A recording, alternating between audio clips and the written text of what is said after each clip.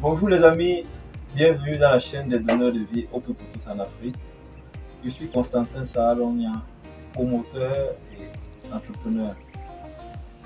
Pour tous ceux qui nous contactent là, tous ceux, les jeunes, les étudiants, ceux qui sont à la recherche d'une activité, ceux qui sont à la recherche d'un métier, ils nous contactent, ils ont besoin de se former. Vous pouvez trouver en bas de cette vidéo le lien qui va vous permettre de télécharger le programme de formation pour devenir foreur. Seulement, il faudrait que vous sachiez une chose. C'est même la raison de cette vidéo. Ne vous investissez pas dans le métier de forage d'eau si vous n'êtes pas prêt à perdre.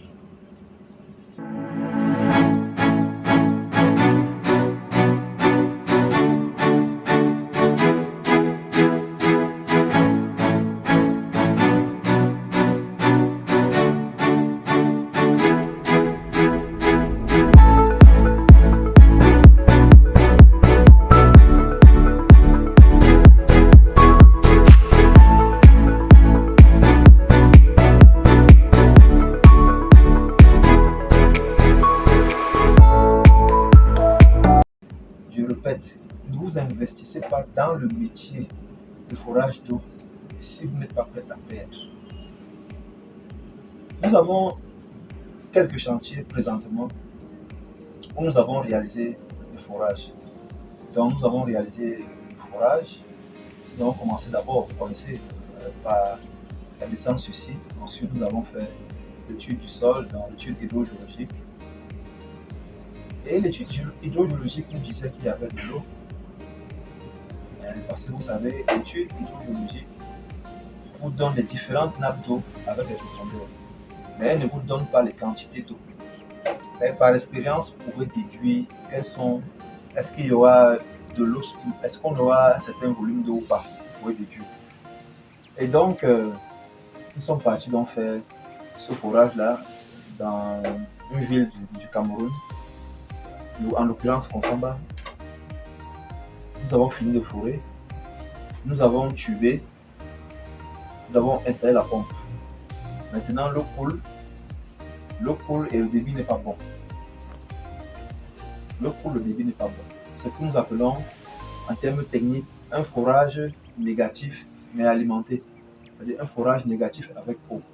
Parce que le débit de ce forage-là ne permet pas de pouvoir satisfaire un domicile.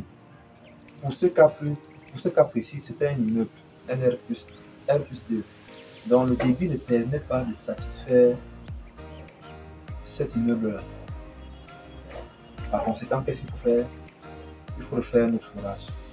Et à ce moment-là, vous devez pouvoir trouver un consensus. On appelle ça comment? C'est-à-dire vous devez pouvoir faire un compromis avec le client afin de pouvoir réaliser notre forage. Il y en a des clients qui ne sont pas d'accord pour un compromis, qui vous dit simplement vous avez une obligation de résultat, bien que ce ne soit pas toujours vrai. L'obligation de résultat, ça s'adresse aux deux parties. Parce qu'il faut bien comprendre que le métier de forage d'eau n'est pas, c'est-à-dire c'est assimilable aux services tels que la médecine, aux services tels que l'avocature, aux services tels que, qu'est-ce que je peux encore dire, l'enseignement. Parce que lorsque quelqu'un enseigne, on pouvait aussi lui dire, vous avez le devoir que celui que vous avez enseigné réussisse. Vous comprenez un peu? Mais comment se fait-il donc que celui que vous enseignez échoue?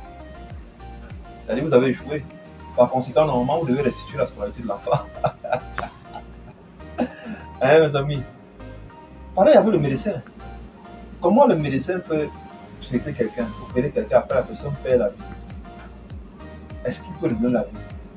Donc, c'est pour dire, nous n'allons pas cesser de sensibiliser la communauté, de sensibiliser les personnes qui nous suivent, de sensibiliser tous ceux qui ont des projets de forage d'eau, que c'est un projet qui lie deux parties et le résultat n'est jamais sûr à 100%. Le résultat n'est jamais sûr à 100%. Donc, pour tous ceux qui ont envie de se former, pour tous ceux qui ressentent en eux le désir de vouloir exercer le métier de forage d'eau, de foreur, vous devez le savoir. Ne vous lancez pas dans ce métier si vous n'êtes pas prêt à perdre.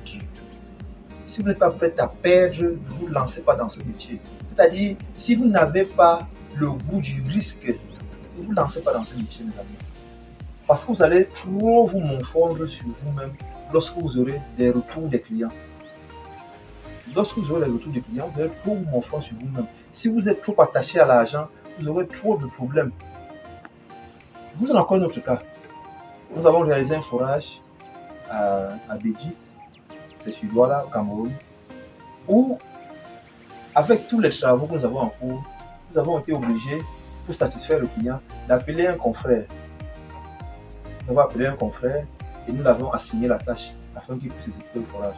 Seulement, notre effectif, se voulant pas totalement disponible pour tous les chantiers, c'est une erreur. Mais vous savez, sans erreur, on ne s'améliore pas. Donc, pour nous, nous n'avons plus de problème de parler de nos erreurs. Ça ne nous gêne plus. C'est ce qui nous permet de nous améliorer. Donc, comme je disais tantôt, le confrère a réalisé le forage. Il a fini de réaliser le forage. Mais il y a des petites erreurs qu'il a commises. Par conséquent, l'eau du client coule et est toujours sale. L'eau du client coule et est sale. Qu'est-ce qu'il fallait faire? Nous sommes revenus en ce moment, puisqu'on s'est déjà libéré, nous sommes revenus nous-mêmes à nos propres frais. À l'instant où je vous parle, le tubage est encore dans le site du client. Et on n'a même pas encore enlevé le tubage. Mais nous sommes venus, nous avons réalisé un nouveau forage. Nous avons installé le château du client, son cubicle, son réservoir de 2000 litres, connecté tout. Vous comprenez ce que ça veut dire? Ça veut dire notre marge a été revue à la baisse. Et c'est pour ça que je tire toujours la sonnette d'alarme pour tous ceux qui ont des projets de forage. Confiez vos projets de forage aux entreprises. Même si l'entreprise est occupée n'importe comment, elle va finir par vous donner satisfaction.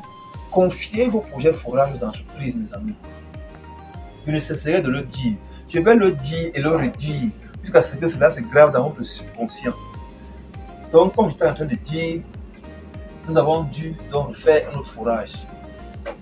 Donc, n'investissez, ne vous lancez plus dans ce métier que si vous êtes prêt à perdre.